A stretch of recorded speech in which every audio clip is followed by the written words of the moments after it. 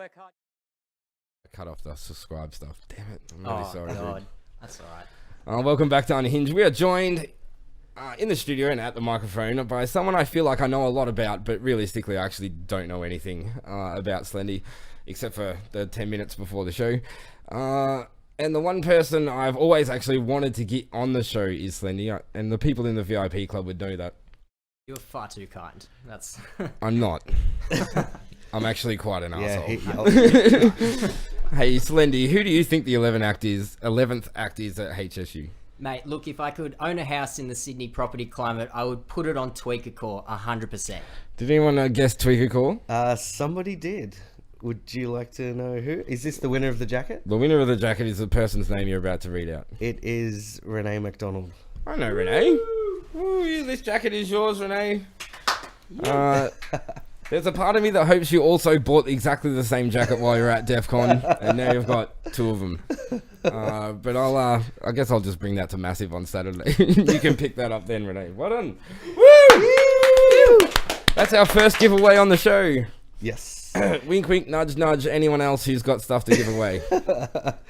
So, Harrison, how did you get into the YouTube stuff? And at what point did you start to think this is starting to turn into something? Well, it's actually a bit of a random story the way it started. It actually started as a way for me to complete a university assignment. Basically, I needed to do a piece of journalism that had significance for the university that I went to.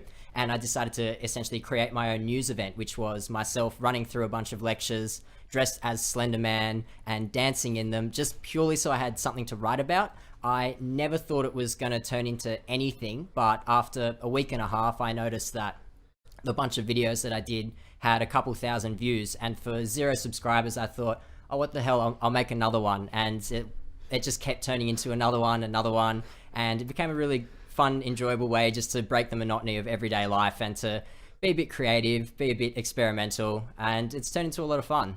So you started off always wearing a white head mask as well. Why is that? Well, yeah, that was basically to protect my identity because, like I said, it was for the university assignment and I needed a bit of mystique to surround the character and the news event so that it wasn't so obvious that I was essentially creating this myself. Yeah. Because I still had to submit a piece of assessment. So that's where the character came from. And out of necessity, it was kind of a way to hide my identity. And also I didn't really have the confidence initially to sort of go out there without a mask as myself. And yeah, I kind of like how the name is sort of stuck and it's become sort of a recurring character, recurring theme on the show and something that people can latch onto. It's kind of been a bit of fun for everyone involved. Correct me if I'm wrong. Did you start your YouTube channel out called Slender the Man or the Slender Man or something like that? Not the Slendy Show. Was it something different? It was definitely something different. I think back in the old days of old YouTube, it might have even been Slender the Man 22, which is just the name of the email account tied to the channel.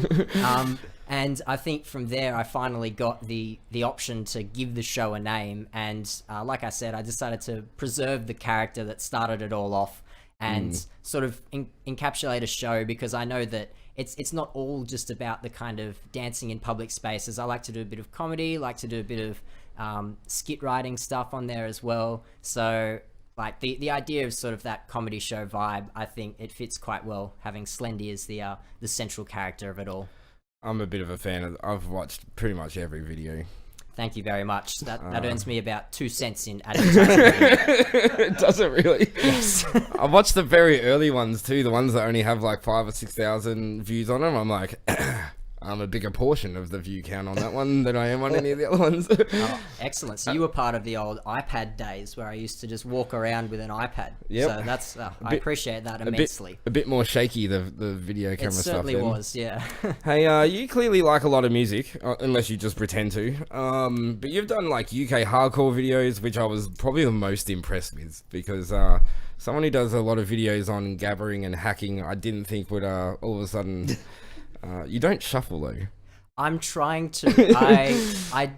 I'm not necessarily practicing, but what I like to do is when I'm at events, I just kind of pick up moves from people who I think are really going hard and enjoying their dancing, and I just kind of watch in the background, go, I wonder what this guy's doing, wonder what that girl's doing, and just try and kind of imitate a move every now and then. So I'm getting there with the shuffle. Perhaps one day I might be able to actually do it. I'll do a shuffle off with you. Hey, what's your go-to music when you're driving in the car? What do you listen to? It really depends. I find that I go through various cycles with the different styles of music that I listen to. So obviously, say in the build up to DEF CON, I'm very much pumping hardstyle and hardcore, getting myself amped up for the event. Lately, I've been listening to a lot of drum and bass, a lot of dubstep, and also I love all styles of music, rock, hip hop. So like my car trip, basically, it is based on where I'm going. Say for a gym, I might want a bit of an amp up mix, or if I'm just coming home after a long day at uni, bit of a chill out, relaxing mix as well. So yeah. all the budding DJs out there, if you want to shoot Harrison your latest mixtape, please do. just put him in the comments. We'll forward him on daily. So have you ever found the hardcore meetup? No, I'm still looking. So if anyone knows where it is, any hot tips on where the hardcore meetup is, chuck them down in the comments. I'll have a bit of a look for you. Or just if you've got a location, like the basketball court, I think was one of the videos where you just rocked up to a basketball game and asked the people playing if that was the hardcore meetup. Exactly. You never know where it's going to turn up. So I think your most watched video is the one we just played before, which is the hardcore rave in the library. Your next highest rated video is the one you did with Dr. Peacock. Yes. That is one hectic video. How did that come about? Like, how does that happen? Yeah, I personally love that video. That was basically the guys from the Sydney Hardcore Network contacted me when Dr. Peacock came and played a little show here in Sydney. And they basically said, how would you like to do a video with Dr. Peacock? And of course I said yes, jump at that chance. Like, absolutely love. No, I would hate to do it. Like, of course you would. Anyone would, right? And at that stage, I'd been listening to more and more Frenchcore as well, and I'd been getting into the genre a lot more. So it was really cool to meet Steve and to actually do a whole bunch of fun things with him in the city. It was really enjoyable, that video, and that's still, to this day, is probably one of my favorites, just because it's just all completely natural. Like, Dr. Peacock himself didn't really know what was going to go on the day. He seemed to roll with it really well. He really did. So he did a great job, and the video is awesome, I think, personally. So yeah. So outside of YouTube, like, what are you? Are you just a dude that runs around and annoys like lectures and people shopping in the mall and stuff like that? Is that? Well, sadly, you can't make a living doing that. I study. I'm actually finishing off my law degree at the moment, so fingers crossed I can hopefully finish that off this year. And I also work in marketing, so yeah, got to pay the bills, and pretty regular guy otherwise. So next year at DEF CON, maybe you could stay, like, you could be at the front just handing business cards out, like, just in case, guys, just in case.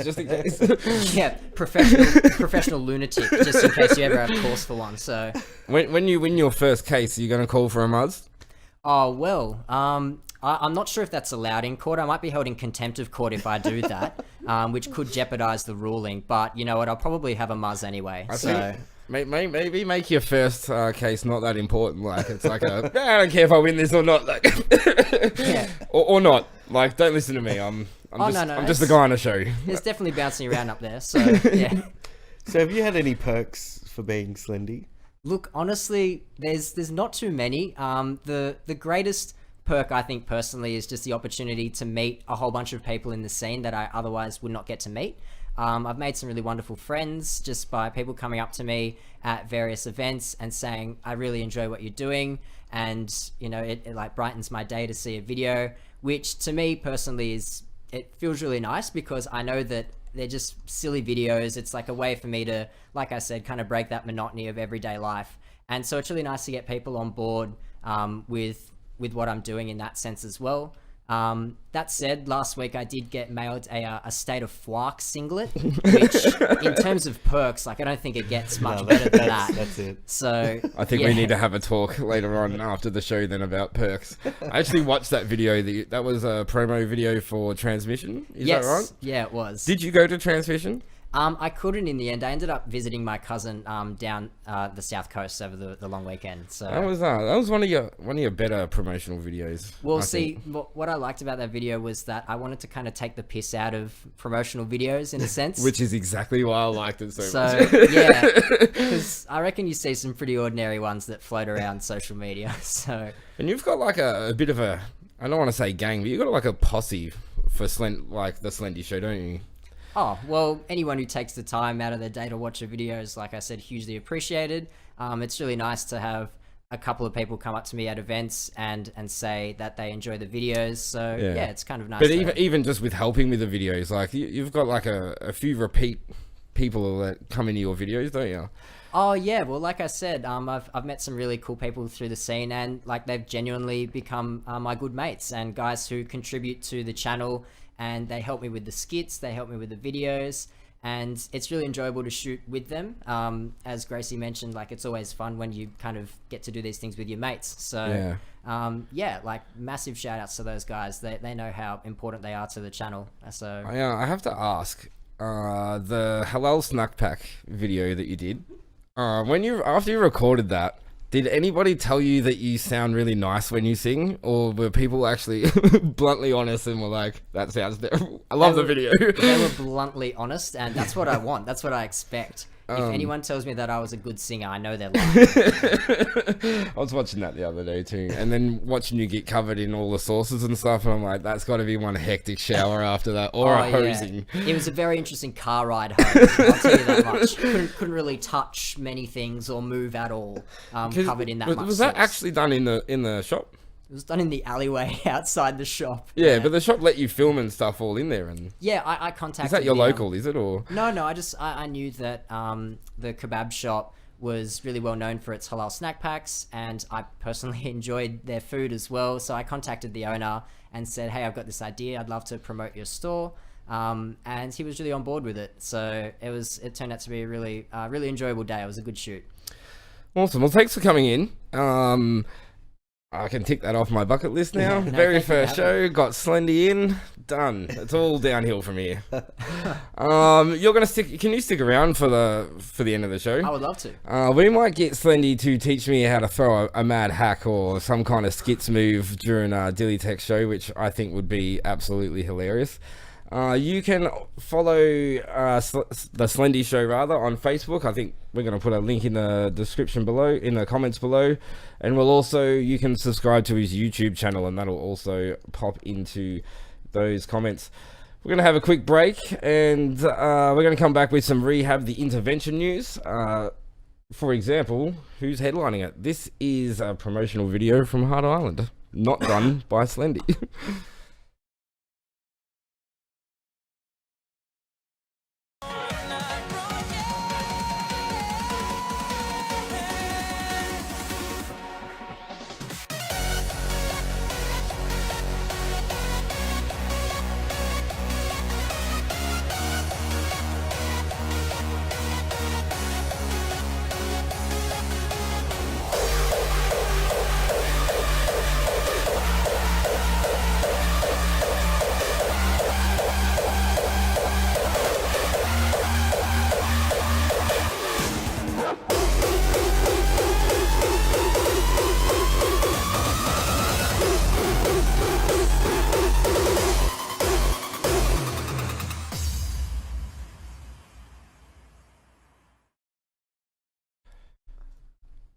So why do I not hear anything? Hi guys, welcome back to Unhinged. So we've had a couple of questions in. I'm not sure if you guys can hear me or not, but Slendy, somebody wanted to know what it was like to meet Darude. Mate, that was one of the greatest days of my life. He is a lovely bloke. It might have been a slight exaggeration, but he is a great bloke, always gets amongst the crowd during every set. And I was wearing this really, what can only be described as quite a cooked shirt with Darude's face on it. And he saw me in the crowd, wanted a photo, and ended up sharing that photo of us on his own social media. So that was a big fangirl moment for me, seeing that. So that was awesome. He was a lovely bloke. Someone else said it's probably okay to have a cheeky little dab in court. Oh, good to know. I'll make sure I write that down. Dance moves that are acceptable in court, right next to fly kick and a pin drop. So I'll go with that. So, when you started going out, you didn't know how to hack? No, not at all. Like I personally think that's my favorite thing about our scene and this particular dance style is that there's no right way to do it, and everyone looks a bit silly when they do it. So it's just purely about enjoying yourself, just going hard, developing your own style. I think I saw a video yesterday on the Hack Appreciation Society. Some guy was doing the most insane kicks. It looked like he was ballerina combined with hacking. It was insane. I couldn't believe it, and I was in awe of it, and that's what I love about it. That's great. I know Bondi used to be a really good hacker. There He are would some- he would mesh shuffling and hacking and jump style. They'd be crazy, and it kind of looks really cool. That's what I think anyway. You see some people going through the motions. You can see that they've learnt a certain dance, and then you see people who just are listening to the music and they're just dancing, and it's totally different.